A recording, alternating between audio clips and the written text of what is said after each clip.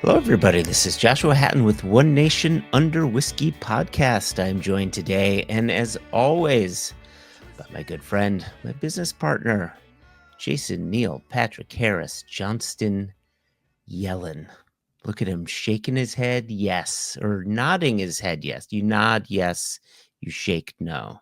So you're nodding. Imagine me running around the room with my hands in the air, cheering like I've just won something at an Oprah's big giveaway episode.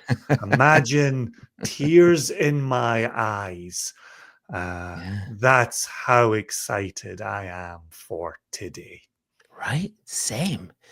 You win a bottle of Garryana, and you get a bottle of That's Garryana, exactly right? right. Look under your chair and you pull out a Garryana 10th edition 10-year-old. Just you're running in place, you're crying, Yeah. it's a good day to be us. Let's be Today, perfectly frank about this. yeah. Well, I'm gonna be Josh today. Hey, I open the Hey, door, you walk through it. woo. As easy as that. Yeah, 10 years. 10 years of Garryana. Yep. It's really, really amazing to think that. Do you remember being I want to say Brooklyn. Is Brooklyn the same as Williamsburg? It's all New York to me. Yeah, Um, Williamsburg is it's like a neighborhood within Brooklyn. Yeah. right. Do you remember we were at a gathering and Matt Hoffman was pouring Garryana for the very first time, and Mhm, here was all this chat about Oregon oak and mhm. what that meant and what it imparted. And now here we are 10 years later, sitting with Shane Armstrong Yeah, in the driver's seat. yeah, yeah, Shane's vision being realized here yeah. for a 10-year age statement, Garryana. A phenomenal journey Mhm, that we have had front seats to. And as much as we've talked about the rise of American single malt whiskey, I don't think there's a distillery producing American single malt whiskey that we have had a more up close and personal relationship with than mhm. Westland. Well, two things. A, I wanna correct you. It's, Shane Showtime Armstrong. Let's give him his full Sunday name. Showtime. Thank you for Uh, the correction. and you're correct. I was doing the math. Our very first bottling with Westland was bottled in October 2014. There you So go. here we are, Gosh. October 2025. So 11 years ago, before Garryana was a product, right? I love that That's you how pulled long. off 2014 easier than you pulled off 2025. I know. The pause on, and now here we sit 2036, it feels like. It's been a year. There's no doubt about that. It's been a year. It's been a year. Yes, right. So you're right. It's been a long relationship, and it's been a great one. Getting to Absolutely. know people up close and personal, and being a part of their evolution in our small way. It's been a blessing. A really very cool. Yeah, very cool. And I love the fact around this 10th edition, it's been shared in a way that this means a lot to us. You and Mhm. me, Yeah, Jess, listeners of One Nation Under Whiskey, yeah, you know, the nation. yeah. It's been presented to us in that way. And I feel like Westland has always given back to us. And I feel like it has always been a collaboration Mhm. with that distillery. But we'll get to it later in the episode, but to have a bottle, to be on here opening this bottle, Mm. tasting it with you, is special, right? Yeah, yeah. We've been on this journey, and I already texted Jessica Rabbit Guillermo Lomas to let her know that there's a pour of this at my house waiting for her. Good, good, good. And so I know she's excited about this, and so I'm really excited uh, to hear her thoughts on this when that time comes as well. So this Yeah, is a because I family release. yeah, I feel you can't mention Westland without, in your next breath mentioning Jessica Rabbit Guillermo Lomas, because I feel this is very much her distillery. Like, this is, you're a Kilhoman guy, right? Mm, I'm an Ardnamurchan guy. mm. She is a Westland girl.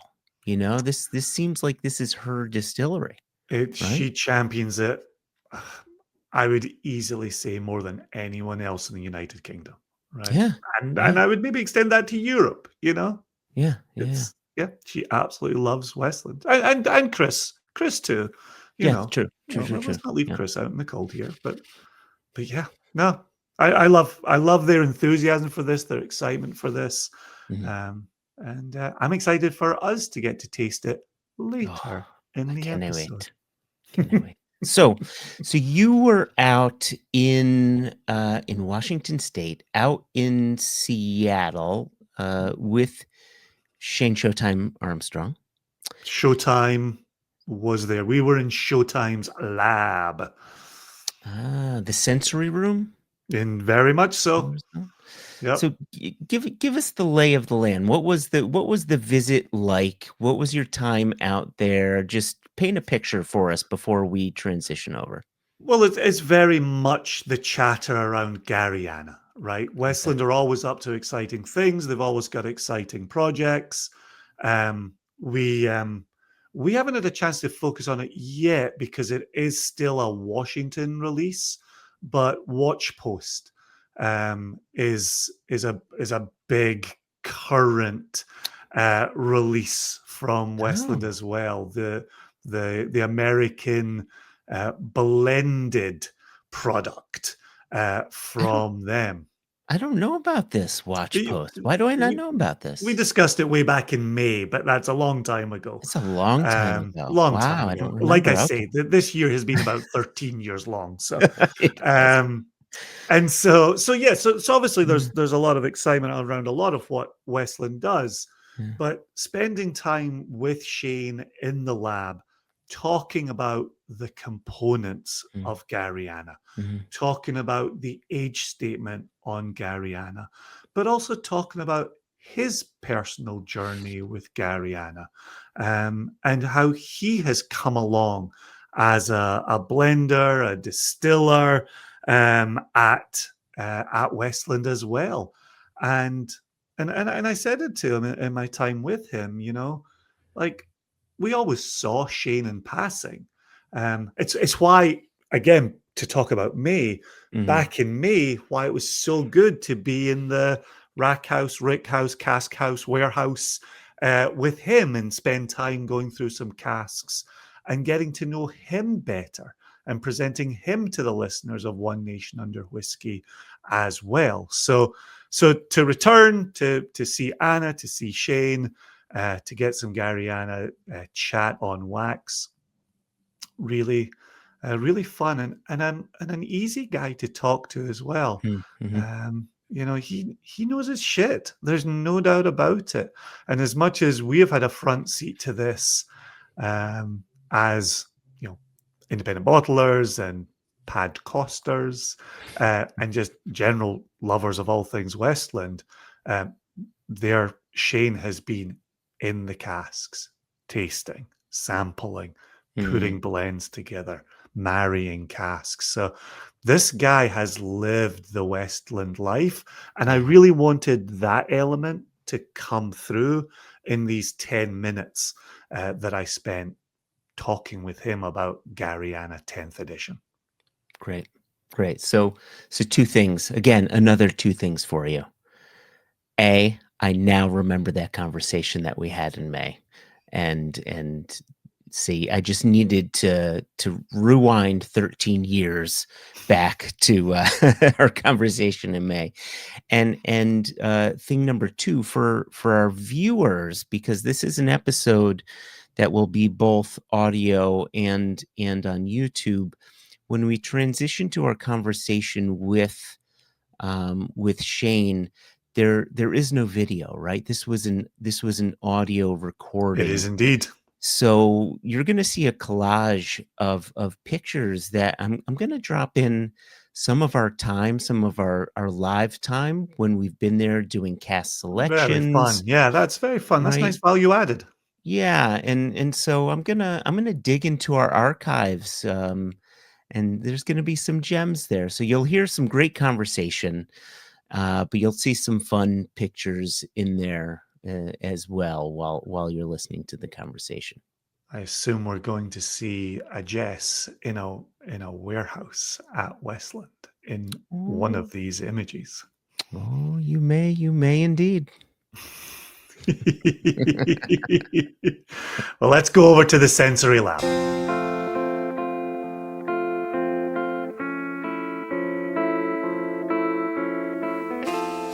Shane, thanks so much for spending a few moments today talking to us about Garryana, release number 10, and with an age statement on it now. Congratulations on getting it to this point. You've been there, here, around for the duration of this. Can you give us a little sense of your perspective on where this started and what this looked like back in the very beginning? Yeah, thanks for having me on. Cheers. Talk about Garryana. Pretty exciting, pretty hard to believe that it's hit 10 years old. So I started working for Westland in 2011. Okay. So pretty early on.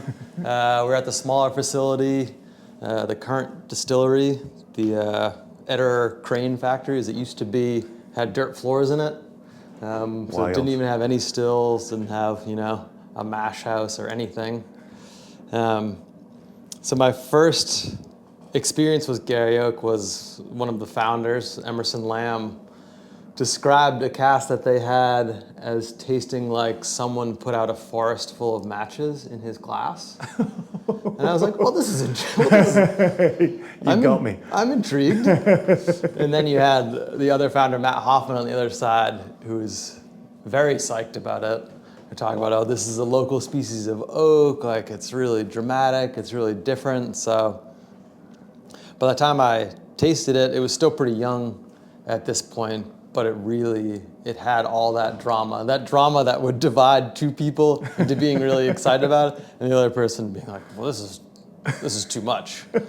And so from Emerson's side, I think it was just like the really early extraction was too much from the cask. Okay. And I think Matt could maybe see the future of it. And so fast forward into 2016, and like throughout those years, I had done some full-time distilling, full-time mashing, was doing some QA on the production side, and eventually started blending, working closely with Matt and the production team. Then 2016 comes, and we're doing the very first vatting, Garryana 1. And this is the original vatting. There was some mishaps in the rack house with a version that Matt had mostly created. And then he was moving on to do different things. So he was like, this vatting didn't work out. Shane, you gotta sort of like make Garryana 1. Try to match some of the prototypes. So I pulled samples, and this was my first time, mixing stuff together on my own to try to achieve a profile. So it holds a place in my heart for sure. Wow. As being like, okay, this is like the part where it was more on my shoulders than previous things we had put out. That's remarkable. Yeah. It's lovely to see the genesis of your blending journey at Westland there. So do you remember what you were dealing with there? Can you speak a little bit about the evolution of Garryana as you've gone along? Yeah, so Garryoak has always been this framework of how does it fit with other casks? Because we never had 100% vatting. Gotcha. Garryana, it's been Garryoak. Early on, it was hovering, around 20%. These casks were really, really punchy. And so it was like, oh, how do we frame this? The first edition, we mashed it with a little bit of peat because there's some commonality between like the smoky peat and the Gary Oak flavor, like the high clove. Like Gary Oak also has a little bit of a smoky signature to it, which is cool. So it was how to frame that originally. A little bit of peat, some of the 5 malt in new oak, and how that worked together.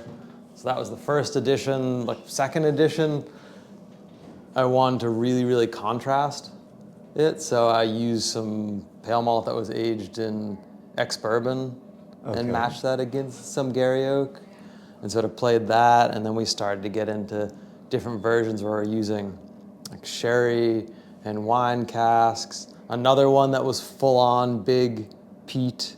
But so like taking these different pieces and seeing how Gary Oak behaves. We also have variability in cooperages, like not all the oak is exactly the same. It was air dried for different times.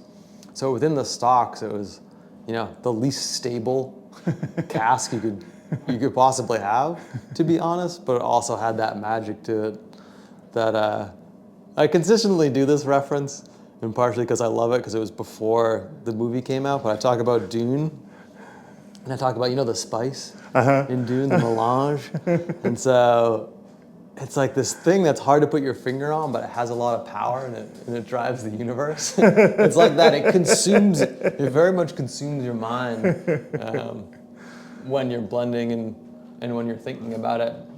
And to arc us all the way to this point, to be putting out a vatting that's 10 years old is wild to me. It's like 10 years old that like expresses the place that we are through a tree that only grows in this region. It's a gnarly connection. Yeah. And I think if we've talked about sense of place, and clearly we've got Dave Broom's book on that very subject, Garryana connects Westland to the Pacific Northwest. I'm curious, obviously, in what you're talking about, how much emphasis it brings to a blend or a vatting. When you were first using it, when you were releasing Garryana, was Garryana as an edition, an annual edition? Were you looking for a commonality there? Were you free to have Garryana be wherever it wanted to be year upon year? And then follow on to that, what did it look like when you started having second fill Garryana to play with? Yeah, so there was always this freedom. The only defining thing was it had to have Gary Oak in it. Gotcha. And so that's what I was talking about with dialing in, wood from different cooperages that have been air dried for a different amount of time is always keying in on. It wasn't exactly the same percentage every year. Like it could be 20% and now in these later versions it's up to 40% because I'm always looking for it to express some Gary Oak signature. Yeah. Whether that's the exaggerated clove or whether that's the one we used to call like Kansas City barbecue. Yeah, I remember that. We were really hanging on to that note for a minute. And it has to have that signature, but there's also a ton of freedom within it. And I like to have Gary or the Garryana release like comment on itself. So some of it was like, oh, here's some like full term maturation PX 1 year, and maybe the next year it's like refill PX butts. So you kind of have something that's a through line, but it comments in a very different way. And then say for like 8 versus 9 comparison, like 8 had some full term PX butts and 9 had some full term Oloroso butts. So it was a comment on sherry, like here is Gary Oak with sherry, but these are very different beasts altogether. So they're kind of working off each other. Even back in 2020. So this is an interesting story about Gary Oak. So I was coming off of like getting COVID, and I don't know if you lost your sense of I did indeed. smell and taste. Very scary. Yeah, but for me, it's a big part of my job. being able to smell Same. and taste. So I didn't lose it for that long, a couple weeks, maybe a month or something, and was doing like some training with different things to get it. So I was like aware when it was like coming back, and it was a bit of a relief. So then I started like blending. It was Garryana 7, must have been, and I was like, wanted it to be really big, you know? You're lost something. You're like, all right, well, let's just turn it up. And so, like, had a very personal connection to, me and how I was tasting at that time. And you want to, like, reflect it being big and a return of smell and taste, which was kind of fun. So then that second question that I snuck in as a Trojan horse there, what does Garryana look like in second fill? And do you have and do you have refill Garryana? So earlier this year, we actually had a second fill Gary Oak, heavily peated spirit was in it. So Anna spoke very highly of that. That's a big whiskey that's really, really interesting. And this edition, this 10-year-old edition, also has some refill. I'm really excited about it. It's just like another thing. It's not quite as punchy, a little more nuanced. Like, I don't like using the word refined, but refined. He said apologetically. There's more going on. Like sometimes Gary Oak can really take over and wash over the spirit, which is like functionally in blending is nice because it can kick it up easy, but also the refill is nice because there's more balance between malt notes and the cask notes. I think even has a lot of potential for a third fill. Like down the road, it'd be really interesting to do a refill full-on Gary Oak release when the time comes and we build up enough stock of those. Yeah, tying the second use into what you were saying previously about that Kansas barbecue note, does that soften? Does that sweeten? Does that evolve? What type of flavors are you seeing in second fill Garryana? Yeah, so it matches it is just like a little bit softened down. The clove remains. That classic barbecue was really something that hung on more to the early ones that we got from a specific cooperage. And I don't know what the deal was with the area or like what was developed specifically in that wood to give it that. But the second fill, like I said, it just is more an even playing field with the malt, which I like, and it weaves in and out as opposed to strong arming it. I think that makes good sense. Yeah, that fits. So we're seeing an age statement on this year's. Now it's the 10-year-old age statement. Do you know at this point, is the plan going forward for that age statement to remain the 10? Will that evolve each year? That's the idea. Nothing's like set in stone, but that's the idea is we've gotten to a point where we can do this. We can do a 10-year Garryana, which is pretty exciting.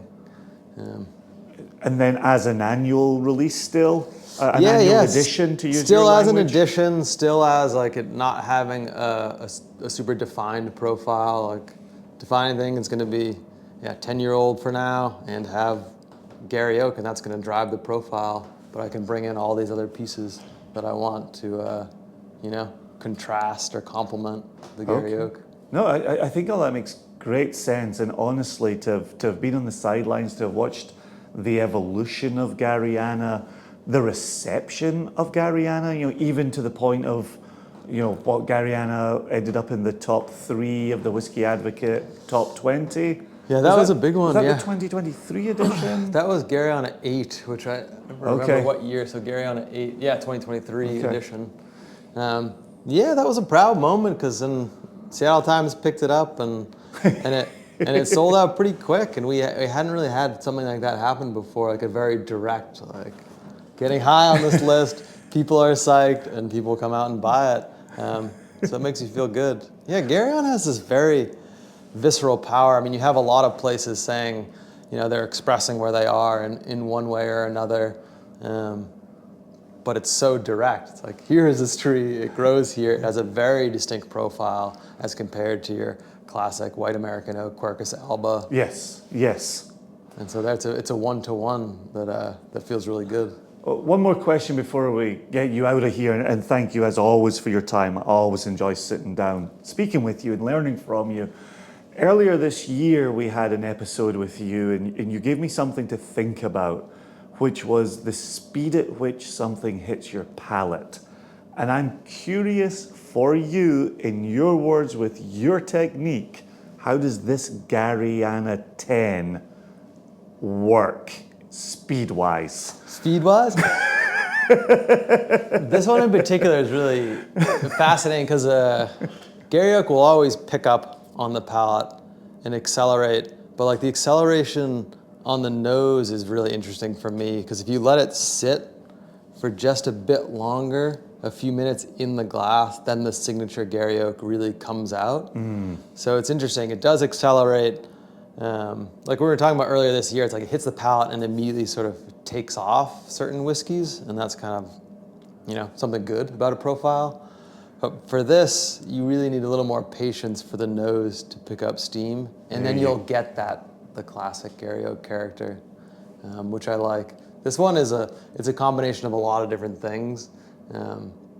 So if you let it sit, each one will speak up. Then, but after a certain amount of time, it's really just the Gary Oak sits right on top, which is nice. Okay. For the consumer getting their hands on this, can you give us a few notes to look out for ourselves?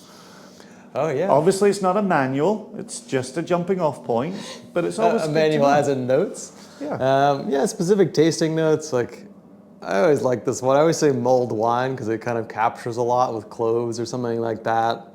Maybe like a walnut fudge brownie or something like that. But it also has some lighter lemony notes, but in sort of a dessert context, like a lemon Danish or something like that. It's got like an interesting fruit signature too, like almost a dehydrated strawberry sort of thing. You know how that's different than a fresh strawberry. Absolutely. Which I like a lot. Well, you heard it here first. Those are some absolutely terrific notes.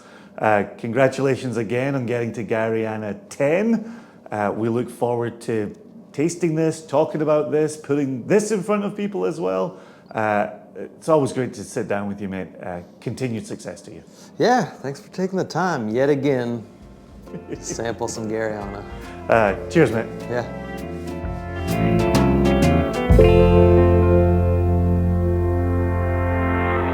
Listening back to Shane there just gets me so excited to be tasting this with you and, getting to the unboxing of this Garryana 10th edition. But we're going to hold off a little bit longer. In a moment, we're going to go over to Jason Moore, Managing Director at Westland Distillery. But before we move in that direction, one aspect of that conversation with Shane is I want to draw attention to this use of first and second fill Gary Oak casks. Yeah. Because I know when we were tasting this, and we said this in today's intro, when we were tasting this in Brooklyn, Williamsburg, New York, with Matt Hoffman for the first edition, we talked so much then about the spice brought by the Garryana. And we talked about, okay, how does one bring that under control? How does one get that to play with other elements? And seeing this inclusion of second fill, and one of the aspects we've always talked about with Single Cask Nation cask selection is second fill will allow spirit an opportunity to breathe a little more. And the wood will do a little bit of framing, but not big flavors from the oak. And so I'm curious for you, Joshua, partly in receiving the wonderful paperwork from Westland with this release, but also listening to Shane here. What happens in your mind when you hear the use of first and second fill on the Gary front? I love the idea of second fill because some of the iterations and and also some of the single casks of Garryana that we've tried, is that it can be heavy-handed, and that could be fun. But my understanding too is, this iteration of Garryana has some of their 5 malt mash going on, and so there's a big story to tell in this Garryana release. It's not just about the oak. Mm. I mean, we're talking Westland writ large here. There's their 5 malt mash bill, there's their yeast, there's Yeah. 10 years of maturation, Yeah. Pale malt um, in there as well. pale malt Washington pale in there malt as in there. well, right? And so them using some of this second fill Garryana shows another side of that oak, but it also steps back a little bit, my hope, and again, I haven't tasted it, right? So we'll see what happens, Mhm. but my hope is that it steps back a little bit and highlights the beauty of their spirit, and I really stress beauty, right? So I think, and when I say think, um, I know that Shane is an expert at what he does, and my hope is that he just balances out everything perfectly. It's a major task. This is big. This is monumental, and I think that he will have approached it with that thought in mind. Oh, This is big. 100%. Yeah, I This is would. Yeah, it's monumental, right? exactly what I gave him the chance to talk about Yeah, in that yeah, recording, yeah. right? It's, yeah, it's a big step forward. It's a lot of responsibility, but no one at Westland has ever shirked the responsibility Mm, when it comes to representing the very best that American single malt whiskey has to offer. mhm, With that said, mm, clearly there's the awards. Clearly there's the placement in the top 20 with the Whiskey Magazine, mhm, top 20, which is a go-to for us mhm. towards the end of Whiskey each year. Magazine or Whiskey Advocate? So as I was saying it, I was having Yeah, that question myself. Is it Whiskey yeah. Advocate? Yeah, Because it's Whiskey Advocate. Yeah, it's I think Whiskey I say Advocate's top whiskey. I 20. think I say Yeah, Whiskey Magazine in the interview with Jason Moore. yeah, yeah. Yeah, well, it's both publications are fantastic, but I think it's the top 20 of Whiskey Advocate. Again, 2025, it messes with our brains. What are you gonna do? But I think to those accolades, right? And you see this rising profile for Garryana, and you get to see how special these annual releases are, these particular editions are. Mm, And while today you and I are here to celebrate all things Garryana, we did reach out to Jason Moore. We did ask him for 10 of his busy minutes mhm, um, to talk about this news that just came out in the Seattle Times, and the Associated Press followed up with that as well. And we're hearing more people talking about the very sad, the very disappointing news mhm. around the theft of a truckload of Westland bottles, Insane. right? But we'll give the floor to Jason in just a minute, and I think he opens the interview with the most perfect comment. But there are eyeballs on Westland. There are eyeballs on Garryana. There's something. Thieves don't steal something that's not worth stealing. Yeah. And to be something worth stealing, like as soon as I saw this in the Seattle Times, Springbank immediately jumped to mind, where Mhm. they had their theft previously. Yeah. um so Pappy. There was someone, the Pappy Gate as well. right, Remember the Of course, Yeah, Pappygate, yeah, right? yeah. And then I even, Anna at Westland had texted me in the last couple of days to say Guy Fieri had his tequila stolen in a shipment as well. Um, Whoa. right? Oh, Like, well, I think someone wanted to take some of that to a different that's flavor it. city. I think they That's wanted to exactly flavor it, city. right? That's what it Right. is. It's so Gosh, so I don't this is mean the to make thing, light of right? that With terrible news. with with rising profiles becomes something worth stealing for Yeah. somebody who Yeah. is so inclined. Hmm. And a rare limited release um, has been stolen, which honestly, I can't believe I'm sitting here uttering these words into this microphone. like, like a limited Westland release has been stolen, along with Watchpost, along with Flagship, Yeah. right? Yeah. What, 12,000 bottles stolen in this? 12,000 bottles. Un- Unbelievable. Yeah. so let's give the floor to Jason. I think he handles this very well as managing director. I think he speaks to this very well. And as much as we don't want to take light away from the celebration, we do want to recognize something that has happened. So here's Jason Moore tasked with walking a very fine line.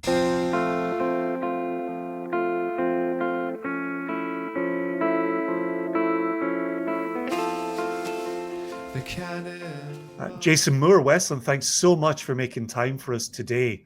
We're over here celebrating Garryana, an exciting journey. We've been around here from the beginning of this. And Mhm. so let's start there. Congratulations. How are you feeling about Garryana 10?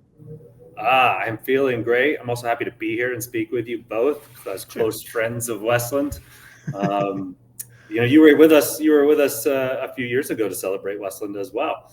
Indeed. So happy to speak with you about it. Yeah, we're extremely excited. This is in many ways the most important release that we've ever done. It's 10 years in the making. It's a milestone for Garryana and for Westland as a whole with our very first age statement release of whiskey. So, it's something that we've been looking forward to for quite some time as we've been monitoring this whiskey and watching it develop. And yeah, there's an enormous amount of excitement and buzz here at the distillery amongst the team. Well, look at the way it's grown in recent years as well. You've gone number 3 on the whiskey magazine top 20 a couple of years ago. You've got top 20 last year, and now you're coming out with an age statement this year on it. Like, what a journey that's been for Garryana.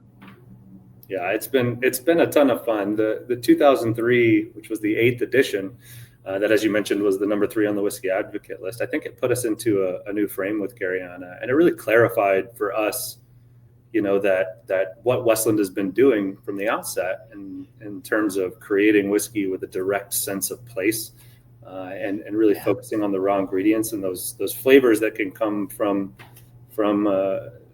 distinctive part of the world that we hold so dear, and reaffirm that people resonate with it. And so, yeah, it's been quite a fun ride from that 2023 8th edition, which sold out quite quickly, and then into the 9th edition, which we had the most people that we've ever had at the distillery for the release of edition 9 as well.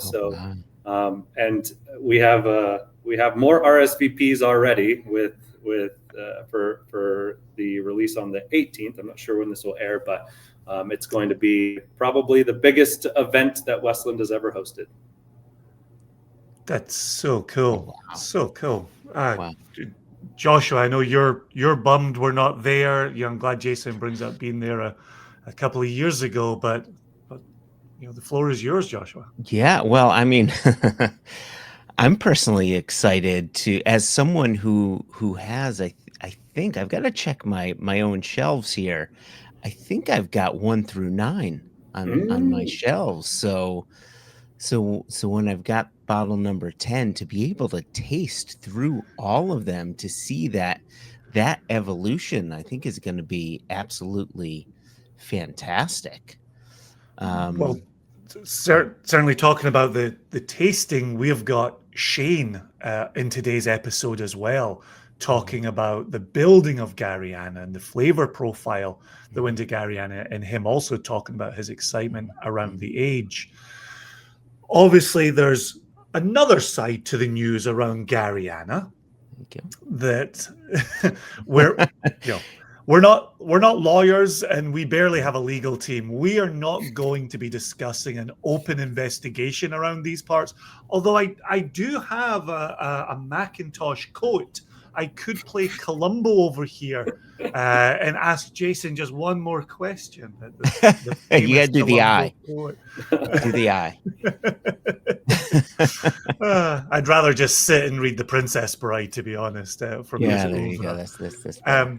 But obviously there's this reported theft of a truck of Westland whiskey. 3 different releases on there.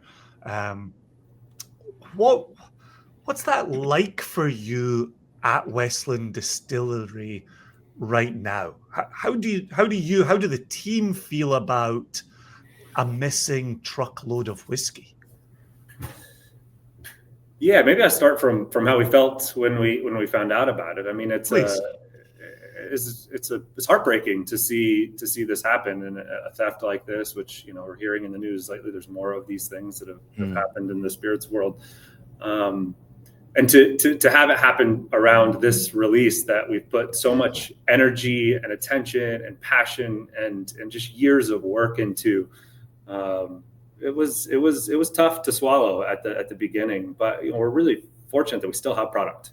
I didn't get it all, and what I think we're feeling now is just this kind of overwhelming sense of support from the community of Westland fans and the people that have been part of this journey over the years.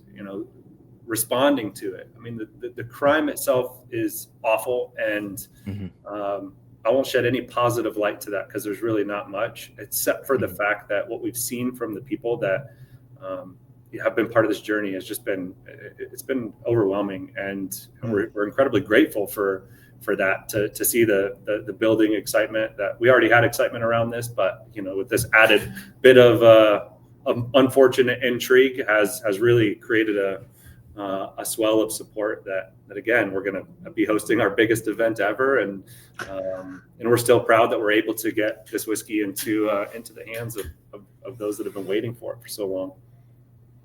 Yeah, I'm trying to remember the percentage overall. What were you left with?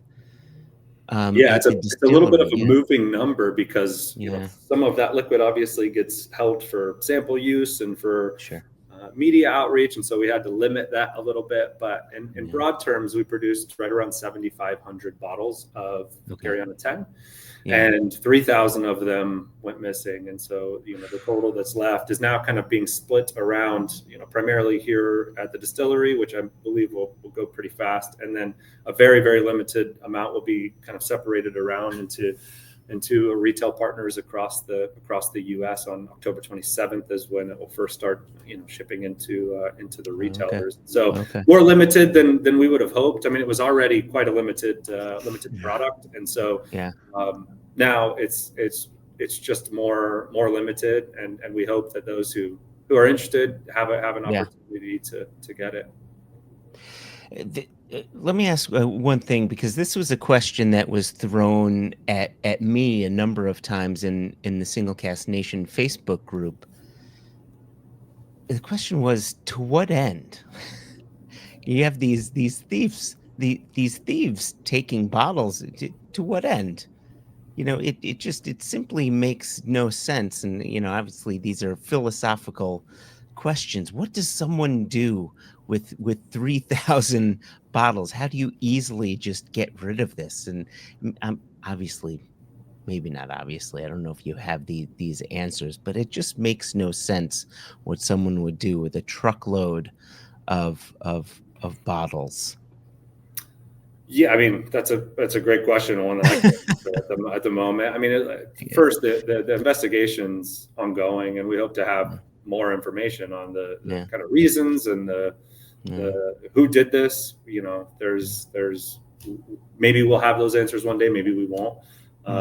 But as you say, I mean, in the U.S., it's quite difficult to move illicit spirits in any way, shape, or form. I mean, we operate in a controlled system that licensed distributors or state organizations supply retailers, and operating outside of those bounds is trouble for anyone involved. And so, we don't know what the end goal is here, but we hope whoever is behind it, there's justice at the end of the day. But now it's in the hands of law enforcement.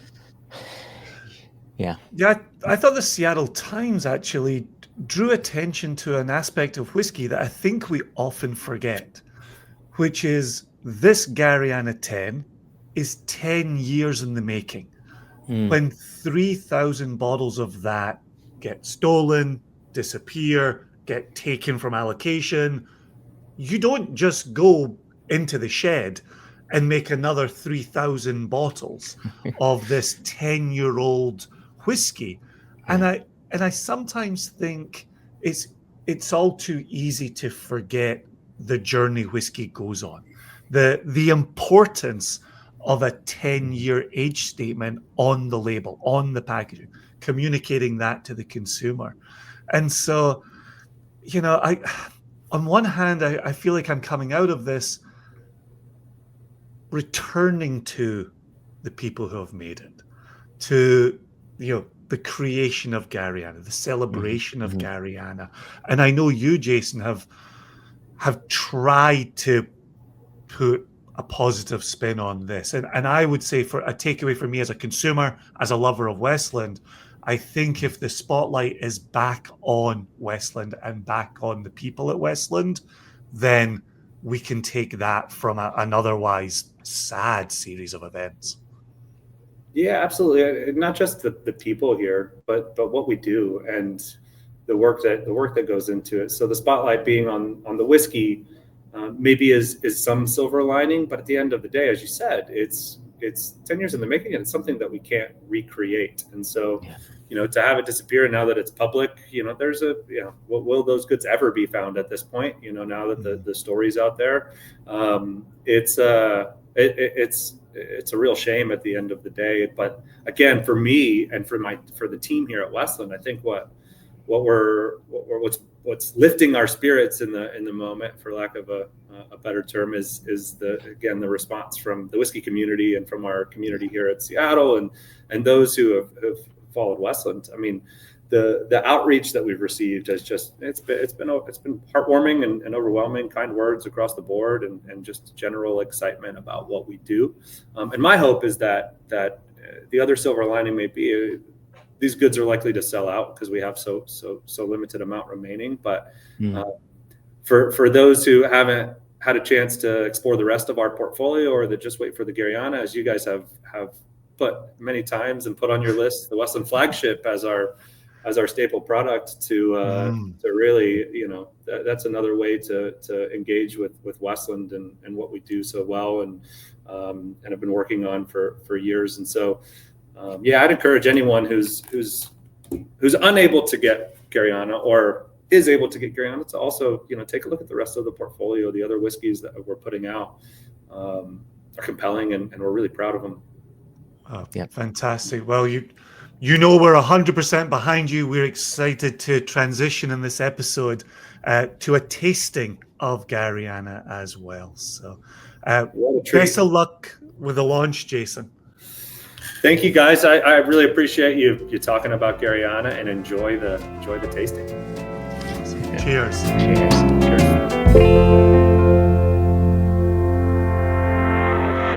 I don't know, Jason, if I could have done. There's no way I could have done a better job walking a fine line, than Jason did, because it just simply is not. It's not easy to do. Yeah. And I really, I feel for him. I feel for the entire team at Westland at this time when they're releasing probably the most monumental whiskey in their history. An age-stated whiskey. Yeah, their very first age statement.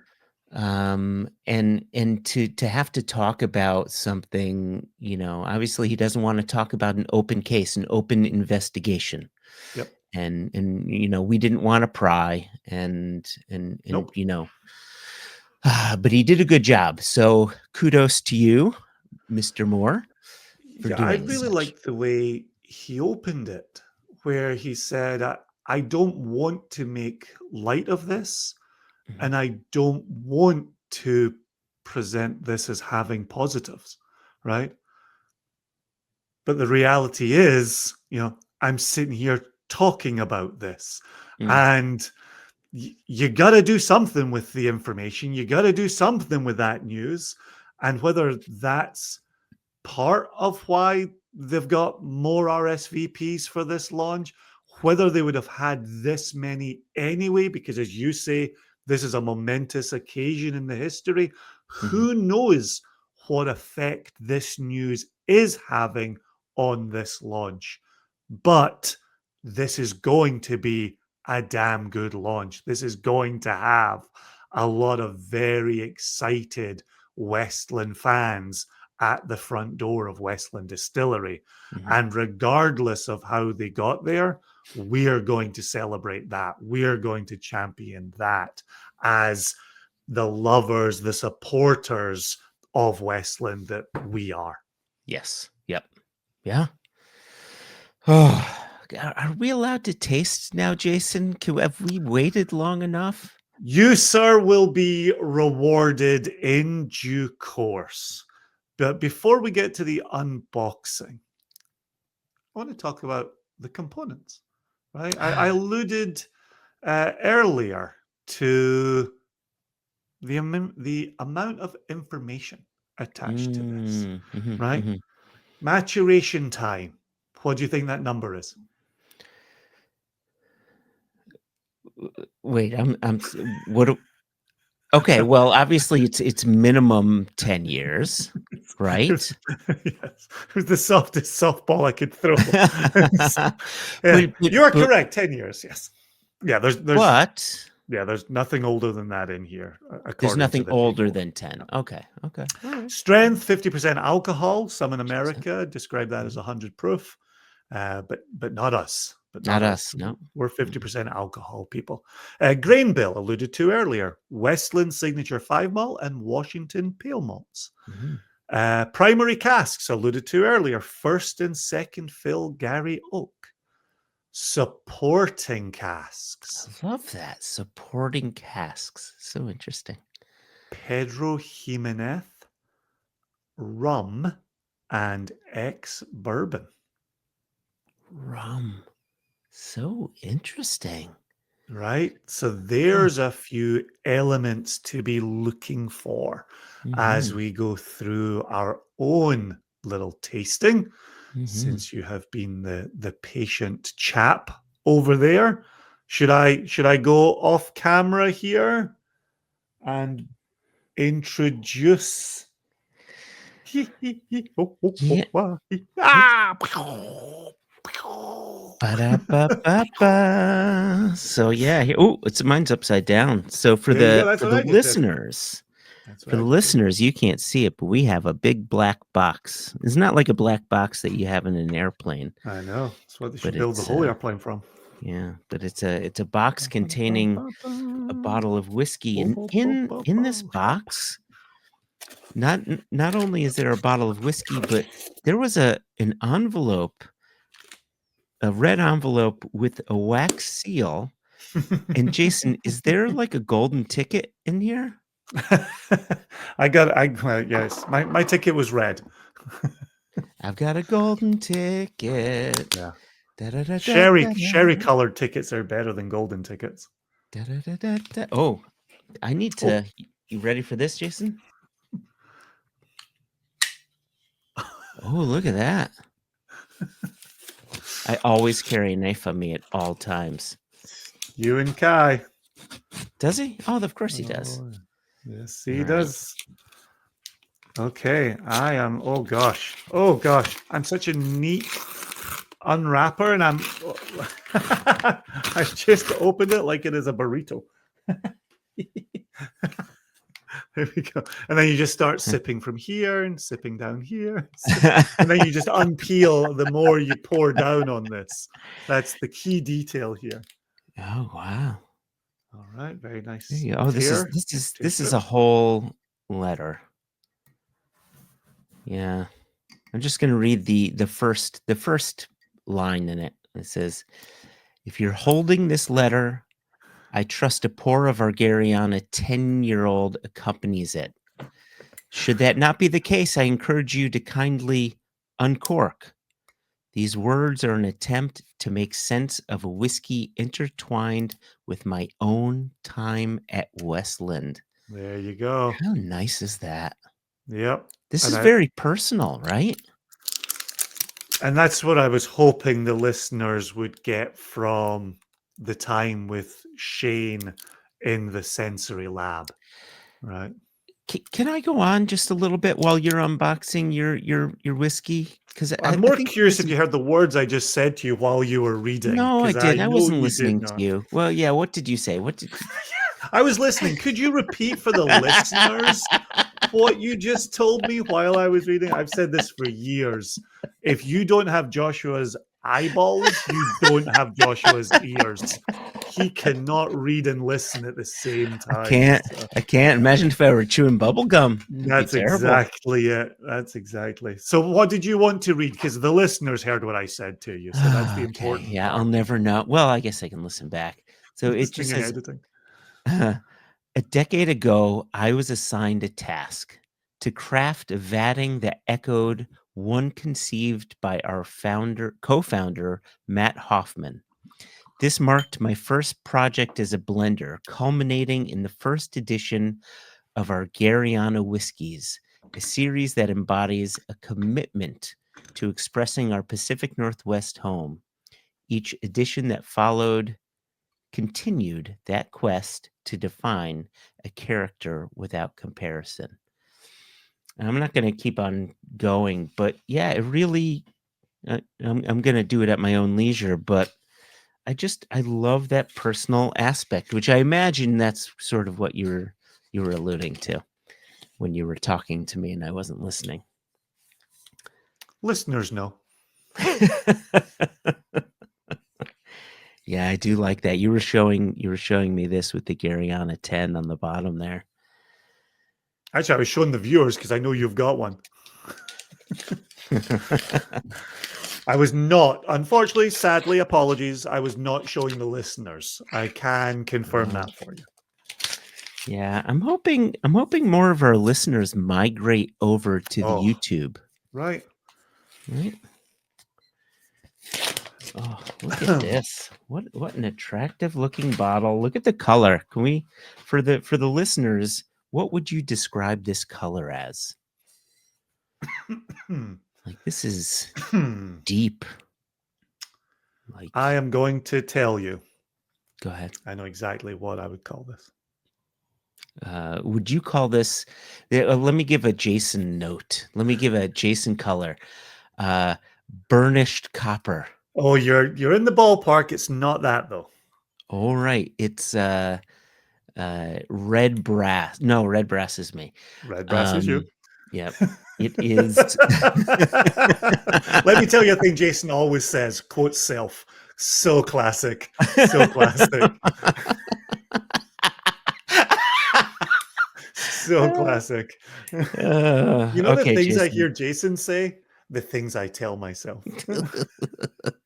What is it? What color? Dude, you're gonna kick yourself because this is one of the OG Jasonisms for color. Oh, man. Man, I don't know. God, I am gonna kick myself. Yeah, sanguine copper. Sanguine copper. Sanguine. It's the sanguine. Yep. Because for me, it's got that little reddish hue to it, right? It's got a little. Do I make you nervous when I flash my blade? I just open it up like this. Just the way you flick it like you're in the Warriors or something. That's the movie, not the Golden State basketball team. Who says I'm not in the Golden State basketball team? Man, I can't open Steph Curry, everything he knows. I imagine that's a I love that it football has a player tear strip and you're using a knife. because I can't access the tear strip. Oh, you wear your nails down to the nub, don't you? I do. I'm a bass player, Jason. I can't.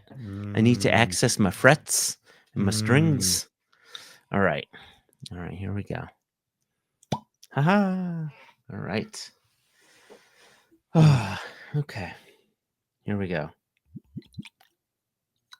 All right. I decided to give myself a proper pour. Same as for the viewers over here. If you're Hey. listening, I am maybe 1/3 of a single cast nation glass here. Oh Mhm. gosh.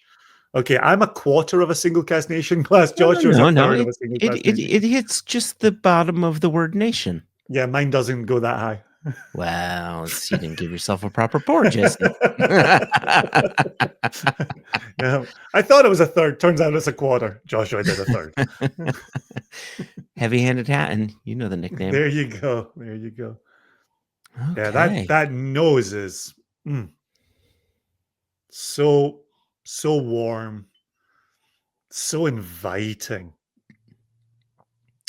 Am I correct in thinking there were previous iterations of Garryana that may have had a little bit of peat in there?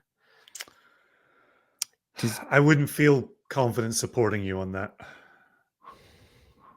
Yeah, I wouldn't support me in that either. Don't lean on memory. Yeah. What's Watchpost? Right? Oh, Jason. What are How we many gonna minutes do with ago me? was that? Wow. I'm actually Wow. just leaning over because I've actually got the oh, that's Solom. Interesting. I thought I think I gave, yes. I took last year's sample of Garryana to the UK.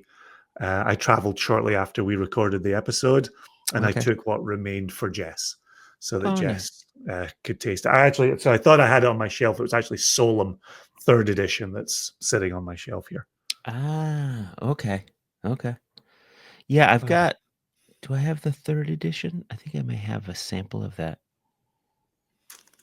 Oh, the nose on this is just glorious. Like you get the Gary Oak front and center, right? With that barbecue kind of baby back ribs going on, right? I want my baby back, baby back, baby back. But there's so much more there. Yeah, I've got that little bit of baking spice happening on the nose. Really, really soft. Not getting a prickle on the nose at all. No. Just, oh, you know what we could be talking about with this nose? We could be talking about nasal texture. Yeah. Yeah. Yeah, there's around the edges, there's almost like and it's just around the edges. There's like a lime zest. Ah, the little pop. Yeah, just a little pop. Interesting that you go lime. I would almost go orange, like thinking about an orange twist in a cocktail that takes an orange twist. Yeah, so I get the orangey bit, but that's more front and center. Like I'm nosing this with my eyes closed, and I That's how he drives. What's that? That's how you drive. That's how I drive. Well, you can really sense the road.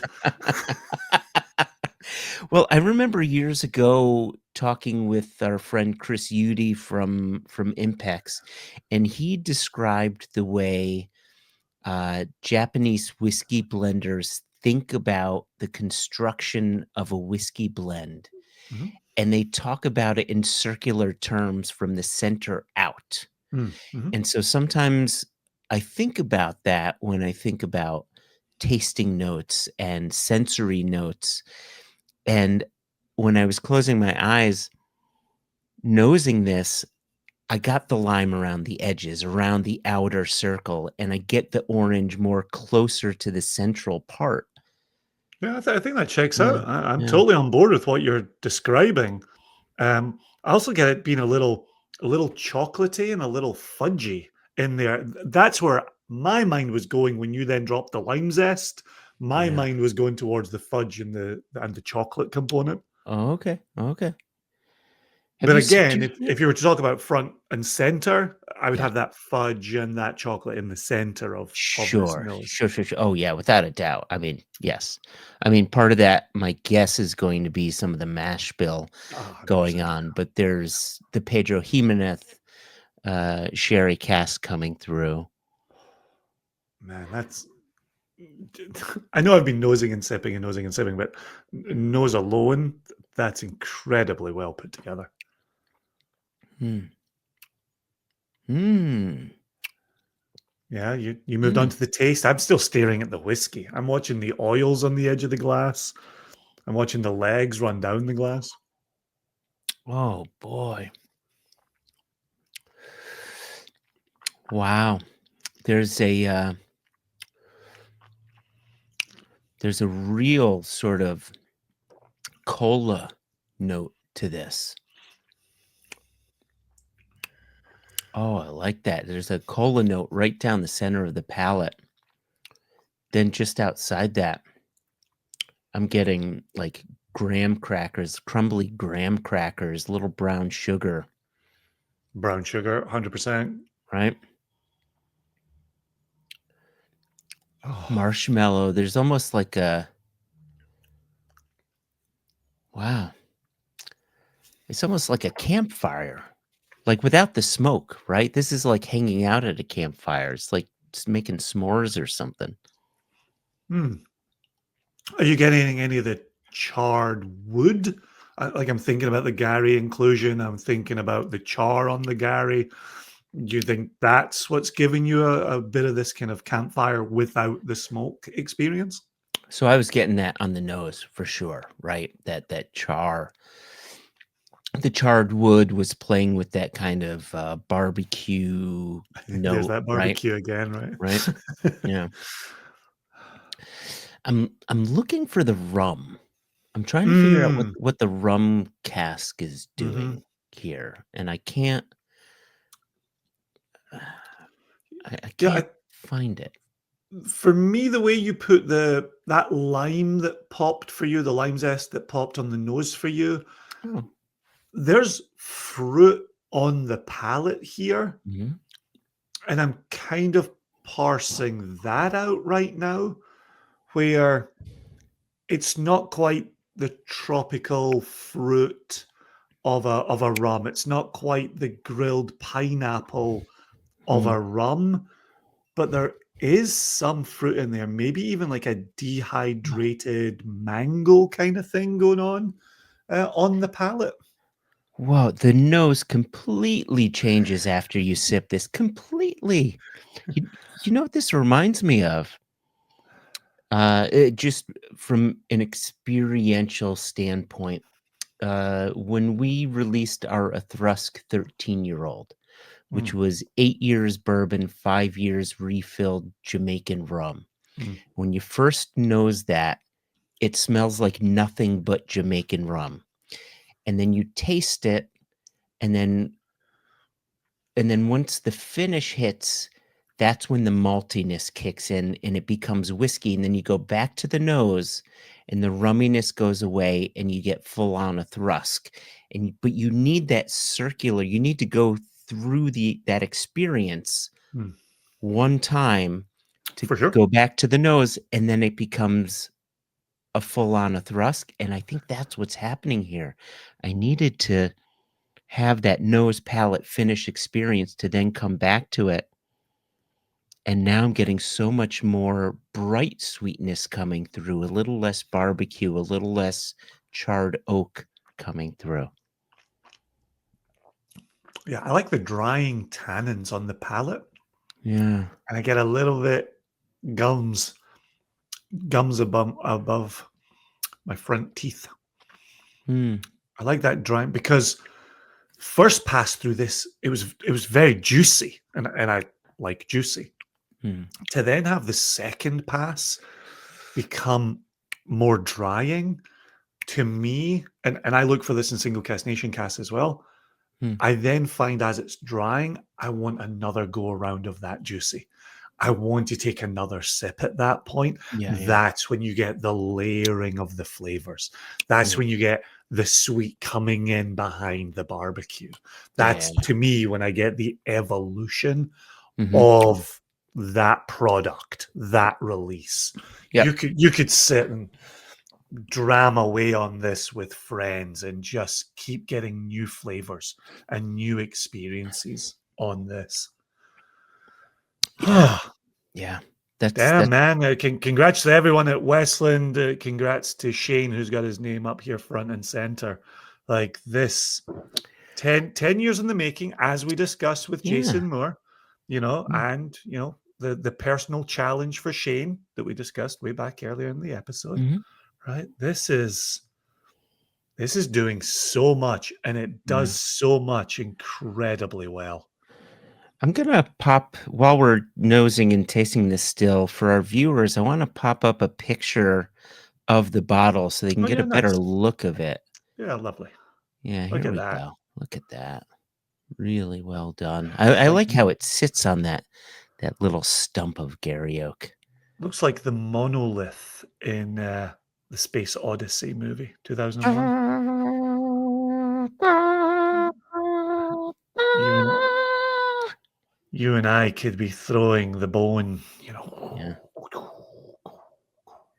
as Do it you like turns. the Simpsons version of that better or the History of the World Part 1 History of the version? World Part 1. Only because I saw it before The Simpsons, and so that one Yeah, made me chuckle. same. But Well there then, you go. there you go.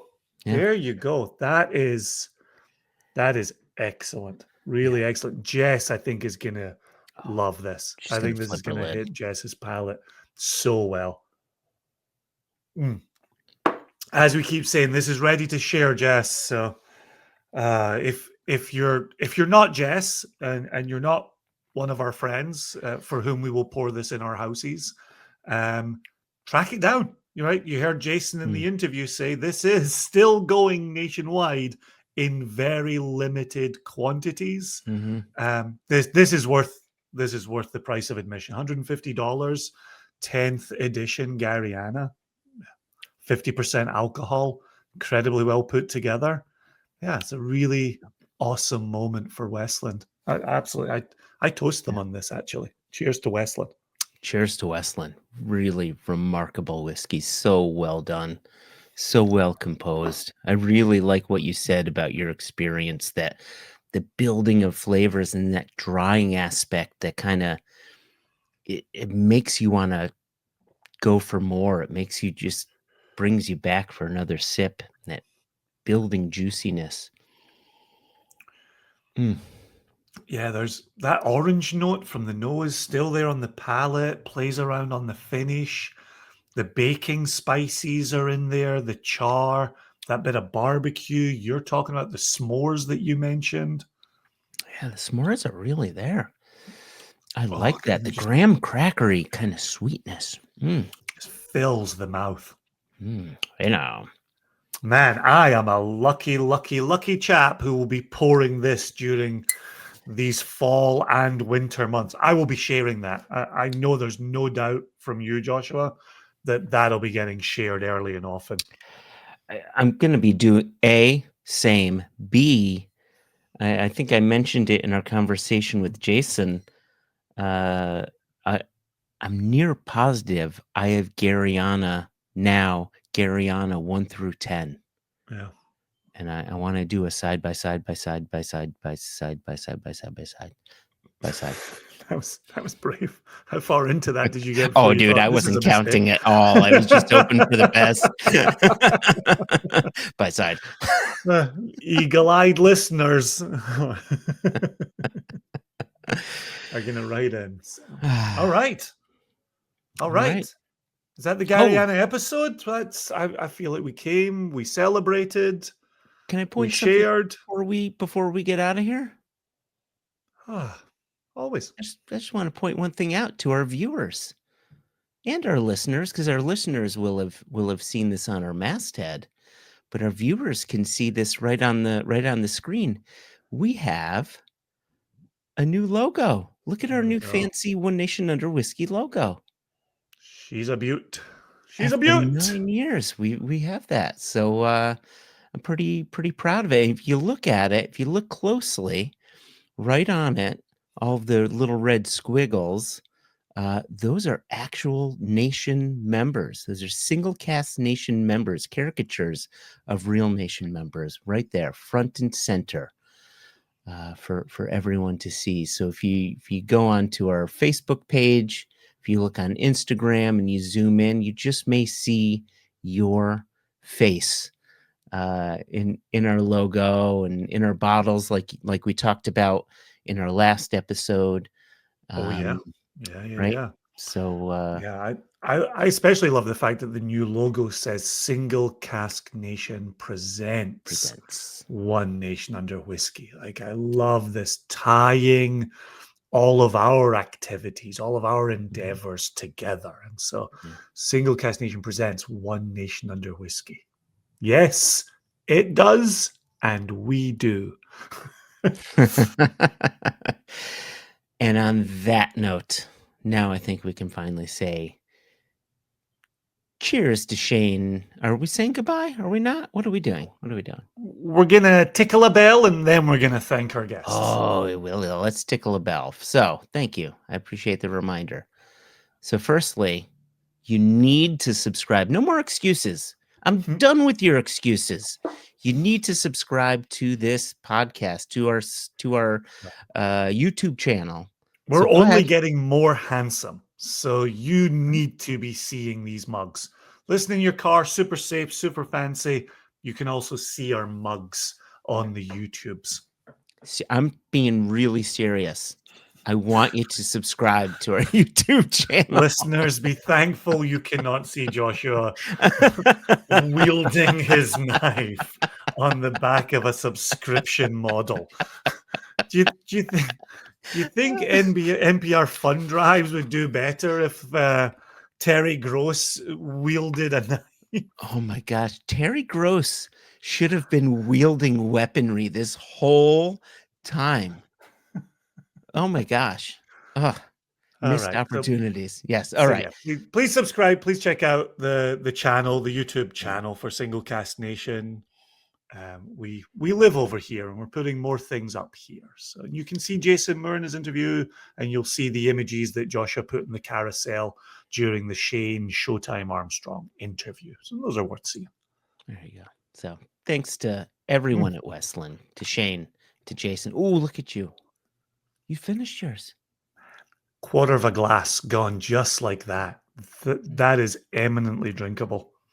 It's celebratory and eminently quaffable. I will not be pulling the cork on a Friday and recycling the bottle on a Monday, however. I will be drinking this responsibly through the fall and winter months and sharing responsibly too. Good on you. What a beaut. All right. I will toast you with the bottle since there's nothing in my glass. All right. Cheers, nation, listeners, Joshua, Westland. Cheers.